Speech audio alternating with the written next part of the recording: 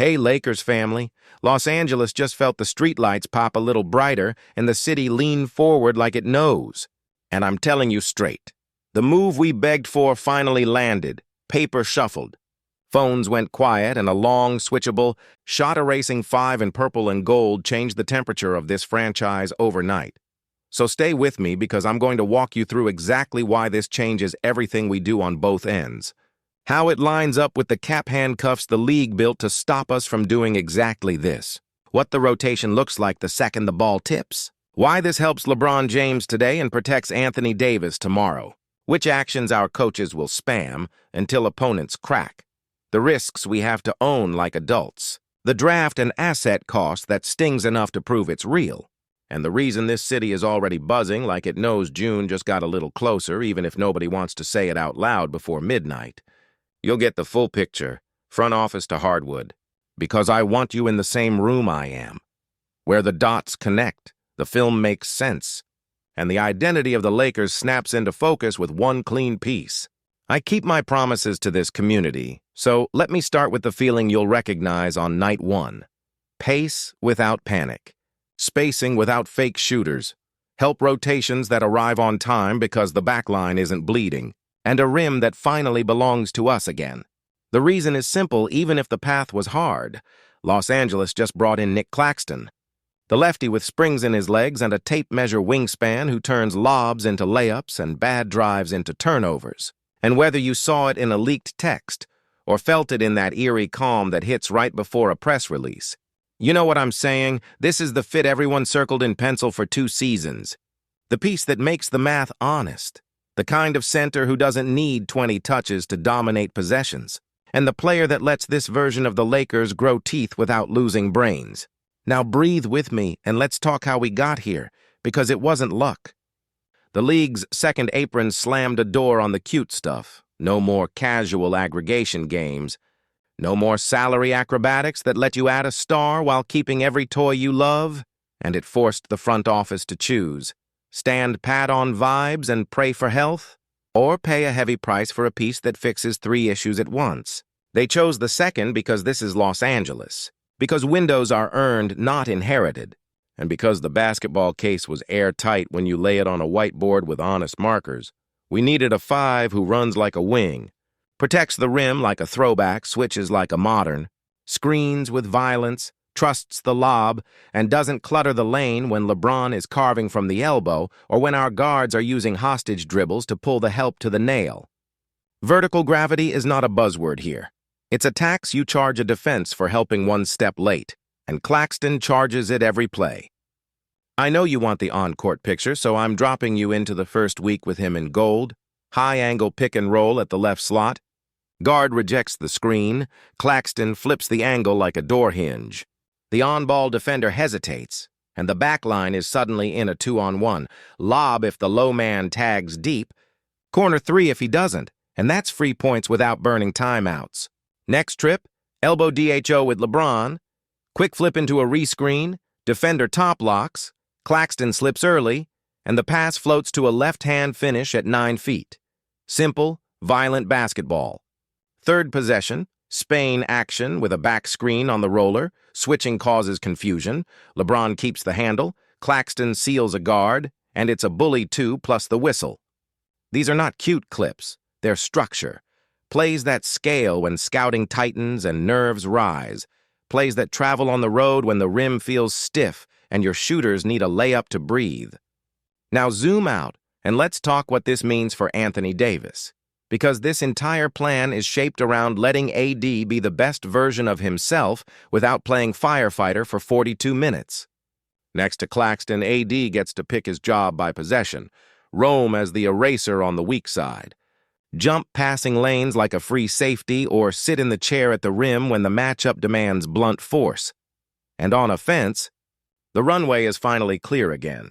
Empty corner pick and rolls become dunks because the backline can't camp under the square. Duck-ins arrive without a crowd because the opposing 5 is up at the level chasing a lob threat. And post seals turn into quick 2s because help can't flirt inside the restricted area while Claxton is stretching his gravity vertically. The effect is subtle across a quarter and massive across a series. Fatigue falls, shot diet cleans up, and AD's best bursts come when the game really lives, not just in December or a random Tuesday. Let me put you court level for the defense because this is where coaches will grin in the dark. The Lakers can finally toggle the coverage menu by opponent instead of by hope. Against pull-up guards who love the pocket pass, you can play higher at the level because Claxton moves his feet like a wing and recovers like a spring. Against second units that survive on corner threes, you can sit in drop and trust his late contests to bother finishes while the corners stay honest. When a team decides to hunt mismatches with ghost screens and quick slips, you can switch the first action, scram from the corner, and still close the possession with a real contest at the rim. This is how you survive the minutes when LeBron sits. This is how you steal offense-defense stretches without burning your stars. And this is how you stop living on the edge of prayer every time a guard turns the corner with space. Claxton turns a scramble into a slide, a bailout into a block, and a tired foul into a controlled contest. Small wins that add up to 7-game math. You're asking about the rotation, and I'm there with you. This move doesn't erase anyone. It defines roles. Starters slot clean because you now own a lineup that can push in transition and settle into structure without subbing for oxygen. Closing lineups become matchup tools. Against shooters, you keep Claxton on to erase the rim and trust your wings to win the air war. Against bruiser fives who try to mash, you slide AD into the primary anchor for those chunks and let Claxton hunt blocks from the side or take the bigger body for a few possessions to absorb the blows. In staggered minutes, Claxton anchors the pace group. He sprints, he screens twice, he dives, and he puts the defense on a string that ends in the paint or in a corner three. That second unit identity stops being hold the line and starts being bury their bench. Now, front office reality, no sugar. This price tag hurt as it should. You don't acquire a 26-year-old rim protector who can switch and finish without sending a real rotation player, a second salary that matters, and a future asset with teeth. The second apron forced neat math. No messy bundles, no silly add-ons just to feel better. And that means someone you like is in another jersey today because you chose structure over sentiment. I respect that this community feels those losses, and I'll never laugh at the human side of this game. But I'll also tell you the truth with my chest.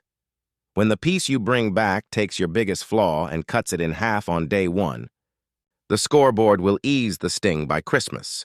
Cap-wise, the lane worked because the incoming number sat in that mid-20s AAV window with years attached.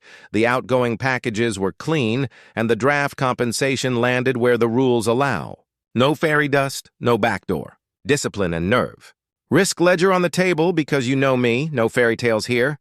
Claxton isn't a floor spacer from three, so the geometry has to be modern, not nostalgic. Your corners must be real threats.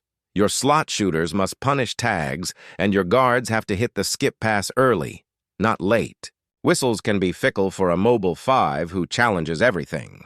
So your backup center must be playable 10 to 12 minutes on ugly whistle nights in February and 15 to 18 when a playoff whistle goes sideways. And yes, there are matchups where you'll slide AD to the 5 to close because of foul trouble or because you want 5 shooters on the floor for 2 minutes of chaos. Those are choices you now get to make on your terms, not because the roster gives you no options. The upside dwarfs the trade-offs in a league where switchable rim protection plus vertical gravity bends more possessions than a 38% big who can't stay in front of a guard. Now, let me talk to the LeBron timeline talkers because your questions are fair and the answers matter. This move respects the Kings' clock without mortgaging the next 2 summers. LeBron's brain still wins games in the last 6 minutes, and a center who sprints into screens, flips angles mid-dribble, and lives above the cup turns LeBron's reads into second-nature buckets, not hero ball. The load management math gets saner because he doesn't need to drive through a set paint to create rim pressure every trip.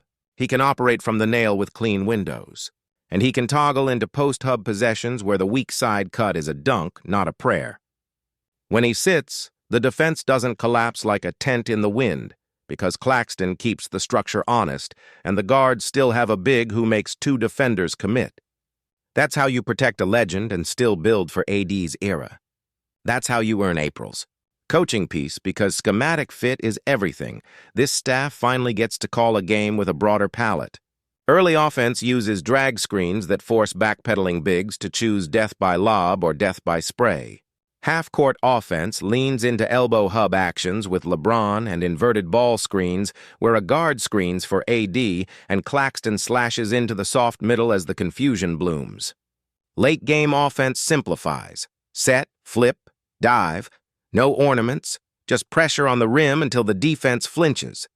On defense, you'll hear more one-word calls from our side because the coverages are actually executable at speed. Red to show hard, ice to push side, blue to switch and late peel, black to scram the mismatch, and all of it supported by a 5 who erases 2 mistakes per trip.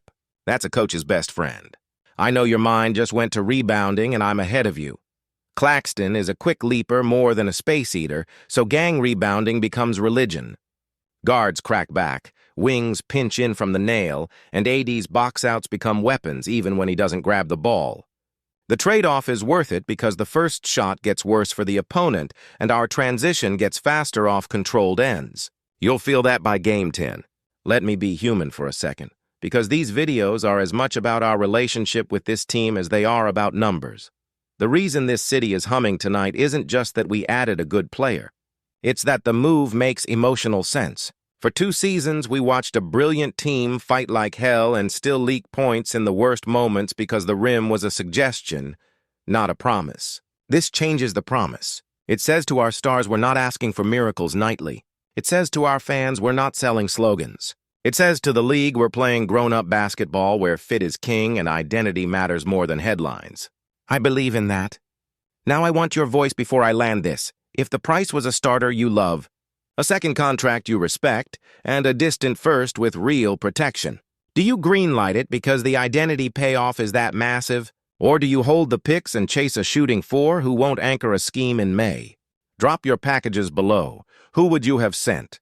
Which swap protections are your line in the sand? And what's your closing 5 in a Game 5 on the road with Claxton in purple and gold? Tell me if you stagger him to start or close heavy and live with the vertical gravity when the whistle tightens. I read every comment, and you know I bring the best ones on stream. If you're new here, hit that subscribe, tap like so this reaches every Laker in your life, and keep the bell on. When the details evolve or a rotation tweak hits, I'll be here first with the film and the facts, not the noise. My concise read before I close and give you the clean headline, the Lakers didn't chase a name, they solved a problem. By adding Nic Claxton, they bought vertical gravity that opens the floor for LeBron. They gave Anthony Davis a partner who lets him choose violence on his terms. And they handed this coaching staff a defensive shell that doesn't crack under scouting. The cost is real, the risks exist, but the structure is right and the identity is finally honest. Pace to the paint. Lobs on demand, switches without fear, rebounds by committee, and stars who can play smarter instead of harder from Halloween to Mother's Day. That's winning basketball in this era, and that's why the city feels different tonight. And yes, until the league office stamps the paperwork and someone speaks into a microphone. I'll say the quiet part for the sake of clarity.